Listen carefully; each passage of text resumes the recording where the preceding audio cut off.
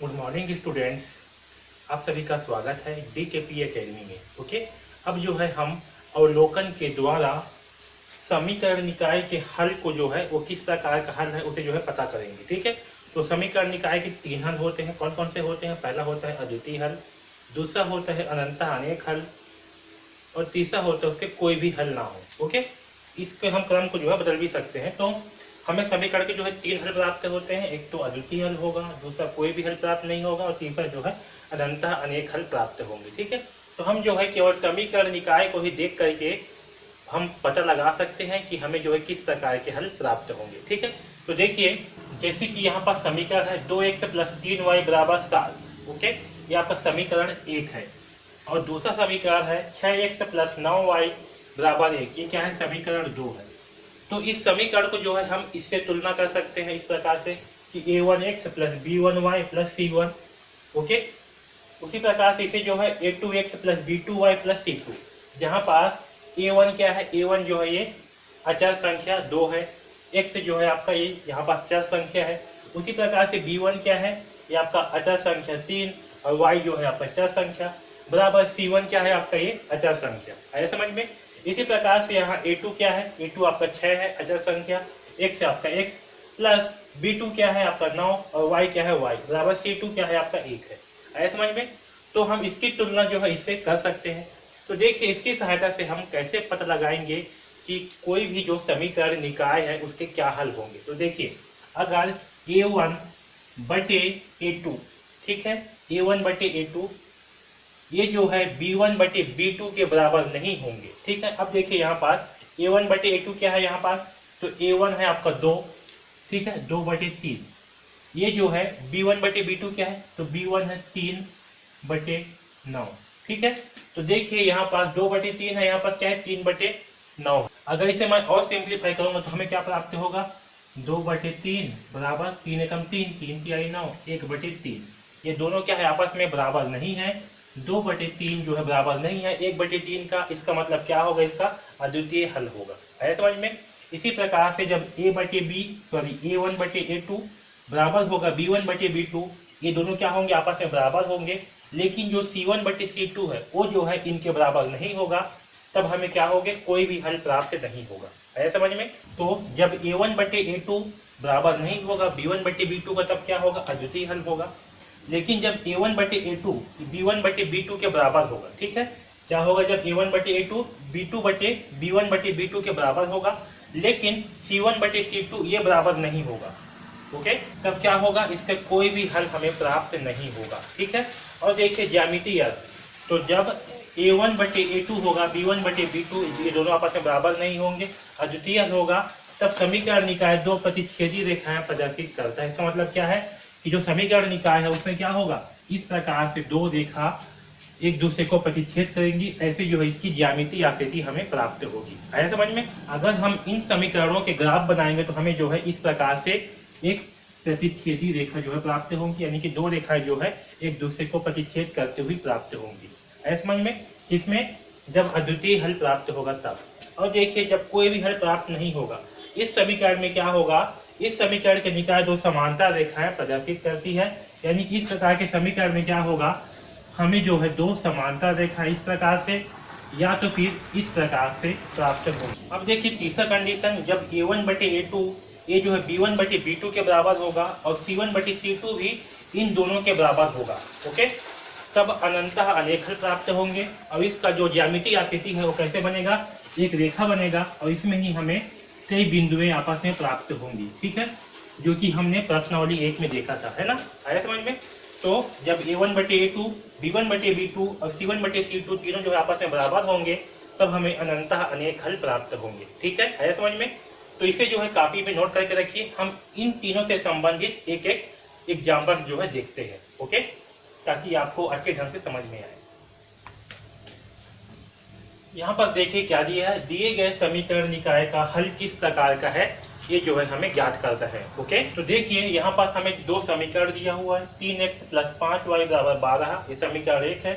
4x + 2y = 5 ये समीकरण 2 है। ओके, तो चलिए इसे हल करते हैं। तो देखिए क्या दिया है? 3x + 5y = 12। ओके, इसका हम तुलना करते हैं। तो यहाँ पास A1 का मान क्या होगा, A1 का मान होगा 3, A2 का मान क्या होगा, B1 का मान क्या होगा, B1 का मान होगा 5 और C1 का मान क्या होगा, C1 का मान होगा 12। ओके, इसी प्रकार से समीकरण 2 में 4x प्लस 2y बराबर 5, इसमें A2 का मान क्या होगा, तो A2 का मान होगा 4, इसमें B2 का मान क्या होगा, तो B2 का मान होगा 2 और C2 का मान क्या होगा 5। ओके, तो सबसे पहले जो है हम देखते हैं A1 बटे A2 और B1 बटे B2 को। तो A1 बटे A2 बराबर B1 बटे B2 है या नहीं, इसे चेक करते हैं। तो देखिए A1 का मान कितना है 3, तो 3 बटे A2 का मान कितना है 4 बराबर B1 का मान कितना है 5 बटे B2 का मान कितना है 2। तो देखिए A1 जो है A1 बटे A2 बराबर B1 बटे B2 दोनों बराबर नहीं है। ठीक है, दोनों क्या है, आपस में बराबर नहीं है। इसका मतलब क्या होंगे, इसका जो है अद्वितीय हल होगा, क्योंकि अद्वितीय हल में क्या होता है, A1 बटे A2 जो है बराबर नहीं होते B1 बटे B2 का। ठीक है, तो यहाँ भी क्या है आपका A1 बटे A2 बराबर नहीं है B1 बटे B2 का। इसका मतलब क्या होगा कि इसका जो है हमें अद्वितीय हल प्राप्त होगा, यानी कि इस समीकरण का क्या होगा, अद्वितीय हल होगा। ठीक है, तो इस समीकरण का अद्वितीय हल होगा। ठीक है, समझ में? ठीक है, क्योंकि यहाँ पास A1 बटे A2 बराबर नहीं है B1 बटे B2 का। इसका मतलब क्या होता है, इस सिंबल का मतलब होता है कि आपस में बराबर नहीं है समझ में? अब देखिए यहाँ पर दूसरा प्रश्न दिया हुआ है, दिए गए समीकरण निकाय का हल किस प्रकार का है, ये ज्ञात करनी है। इसमें क्या दिया, 5x प्लस 3y बराबर 12, इसे समीकरण 1 मानते हैं। 15x प्लस 9y बराबर 15, इसे जो है समीकरण 2 मानते हैं। ओके, तो चलिए इसे हल करते हैं और पता लगाते हैं कि इसमें किस प्रकार का हल है। ओके, तो देखिए पहला समीकरण क्या दिया है, 5x प्लस 3y बराबर 12। अगर यहाँ पास हम देखें तो A1 बराबर कितना होगा 5, B1 बराबर क्या होगा, B1 बराबर होगा 3 और C1 बराबर होगा 12।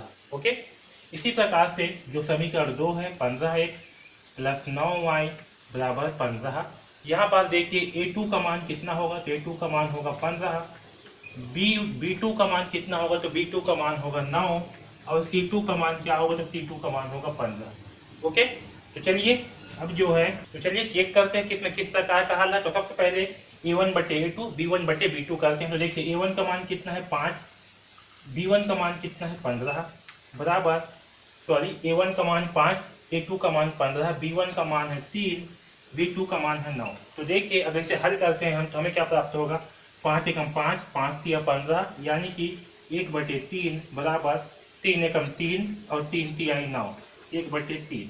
है समझ में? तो यहाँ पास क्या हो रहा है आपका A1 जो है A1 बटे A2 बराबर B1 बटे B2। यहाँ पास A1 बटे A2 क्या हो रहा है, B1 बटे B2 के बराबर हो रहा है। ठीक है समझ में? तो अब देखिए ये आपका क्या है, पहला कंडीशन आपका जो है समाप्त हो गया, ये वाला अद्वितीय हल का, यानी कि ये जो है आपका अद्वितीय हल नहीं है। ठीक है, क्योंकि अद्वितीय हल में क्या होता है, A1 बटे A2 बराबर नहीं होता B1 बटे B2 का, लेकिन यहाँ पास क्या है, दोनों जो आपस में बराबर है। तो अब चेक करते हैं कि क्या ये जो है C1 बटे C2 के बराबर है या नहीं है। ओके, तो देखिए C1 क्या है 12। ठीक है, यहाँ लिखता हूँ 12 बटे 15। ठीक है, इसे भी सिंप्लीफाई करते हैं तो 3 चौक 12, 3 पंचे 15।